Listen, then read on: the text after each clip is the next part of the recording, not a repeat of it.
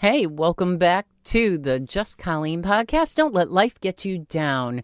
Our weekly audio podcast where we talk about real world wellness, regaining your authentic self, and providing a new perspective on real happenings, real feelings. End result? To be a happier you. I am grateful for you and hope that you are having an amazing day. I'm taking this opportunity to thank all our followers and newbies. Again, I am so grateful to have you here. We are honoring the organization, the Greater Good Charities, where just a few clicks per day helps several organizations, from rescues and shelters to veterans. Today's topic, Me-Mergency. With this, I am issuing a trigger warning. This episode may get a tad emotional and sound a bit sermon-like. Have your tissue ready. Did you know that by consistently putting others first, you are actually teaching them, no worries, I come second or third or fourth or whenever, that you are not important? I'm going to read you an impacting inspirational poem by J. Raymond with some wording changes due to sensitivity. Trust me, you may need a tissue for this. I owe myself an apology for all the times I promised to forgive myself, only to bring it up later. For clipping the wings of my own dreams before they even had a chance to take flight. For thinking so little of myself at the very moments I should have been standing up for myself. For the lies I swallowed while starving for truth. For believing that all the glass I walked on as a child was ever my fault.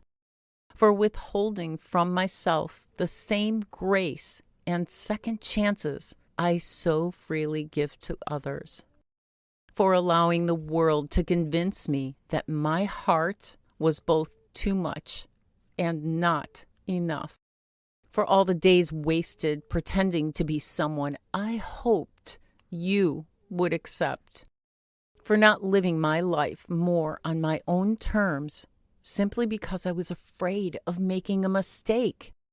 For punishing myself for far too long. For believing love had to be painful and that I didn't deserve better.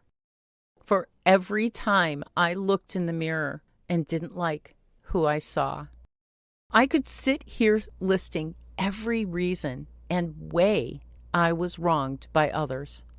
But maybe more than anything, I owe myself an apology for not valuing this one beautifully precious life of mine enough to know I'm worthy of greatness, the very best of everything. And for that, I am sorry. Okay, let's take a breath. Apologizing to yourself is never easy, and it really touches the soul, so to speak. So many times as a child, I remember hearing the words, "Be patient, let them go first," in an attempt to teach manners. Who knew, in the end, this would become what I needed to acknowledge and correct? Yes, there is a difference between being selfless and selfish, just as there is a difference between shame and guilt. However, to take this to the extent where you literally allow others, emphasizing on the word allow, to come even before your own well-being. We're taught our children come first, family comes first. Those who are demanding and commanding, just let them go. Same with those in a hurry, so as to protect ourselves and remain in that peaceful, just be okay with yourself place we came to know. You were the bigger person, right? You did the better thing and the safest thing. Then, what ends up happening to us? Are we in a constant state of self-sacrifice? What is that doing to who we are? What is that doing to our overall well-being, our growth? Now, how can we teach others when we don't allow ourselves to grow? All right, sounds like a huge oxymoron to me. It's a damned if you do, damned if you don't issue. How is it, though, that we can let go of those subconscious voices that tell us if we take care of ourselves first, we must feel guilt, which in turn are inevitably feelings of shame? Remember, though, we cannot take care of anyone if we do not take care of ourselves first. And this applies to mind, body, and spirit. Yes, okay, we must be respectful of others, of their feelings, their health, their overall well-being. And yes, as parents, we would give our lives for our children, even for our pets. By this, we feel we are putting others first. And at times, yes, you feel guilty. Guilt, you couldn't go to that, say, work function, which could have inevitably been really good for your workplace standing, but you didn't have a sitter. Or the chance to go on an amazing trip, but there were no dog sitters or boarding centers available at that time. Or you spent your very last dime paying your bills, but then your sister comes to you who needs assistance with her rent because she just lost her job. You would say you feel guilty, right? But is feeling guilty the same as feeling shamed? No, not really. So this is where the understanding actually becomes muddled. To make it clear, guilt is when you do something wrong and you know it to another person. Where shame, on the other hand, is how you perceive you will or may appear to others if you don't comply with their wishes or wants. It's how you feel about yourself.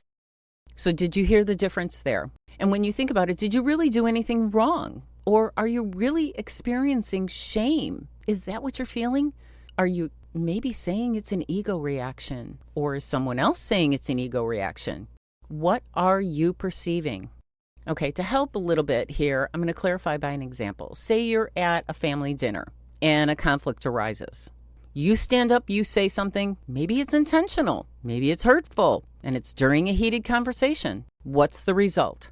Guilt. You're feeling guilty about what you said, even if you meant it, because it was to another. It was directed to another. While shame, on the other hand, is a subconscious sense of, oh my gosh, did I really say that? Did that come out of my mouth? What are they going to think of me? Why in the world did I say that? I should probably just leave. Yes, that is shame. So then there's a third category called core shame. This derives a bit deeper, where a person has experienced psychological damage, disabling their growth. Those are the ones who you may feel are out to deliberately make you feel less than, maybe undesirable, dismissed, or by using the loosely flown around term, they are narcissists. This technically is core shame. It's due to psychological damage that happened along their growth. By recognizing the differences and forgiving yourself, taking care of yourself, loving yourself, you are able to more effectively recognize those traits, learning, and yet still being true to yourself, your life discovery, and your life growth. Life is an ongoing lesson, no matter what you think. We're constantly learning about ourselves and those around us every single day. Once you're able to see and acknowledge the difference between guilt and shame, and truly learning to forgive yourself, to strive being better to yourself, only then will you begin to see who you really are and taking those steps to be a happier you. Today's reading suggestion is by a clinical psychologist, psychoanalyst, and author, Joseph Burgo, PhD. The reading material I'm suggesting is called Shame. Free yourself, find joy, and build true self-esteem. And the other book is Why Do I Do That? These ebooks can be found on your favorite platform like Audible and iTunes or on Amazon. If you are experiencing a medical emergency, please dial 911. Contact your mental health provider or your local crisis center for assistance. Come on, let's take that leap together. Reach out, schedule a good time to talk using my calendar link. It's free. Yes, donations are greatly appreciated for our mission. However, I'm here to talk with you. I'm here to listen. I'm here to hear you. You can visit us on most of your favorite platforms now. Are you interested in receiving episode transcripts via email with links? Please reach out via our website. I'm more than happy to add you to our email list. Stay tuned weekly for another audio podcast discussing everyday real-life experiences and learning how to come out feeling a bit lighter. Today is learning how to forgive ourselves. As always, thank you again for tuning back in to the Just Colleen podcast, and have a fantabulous day.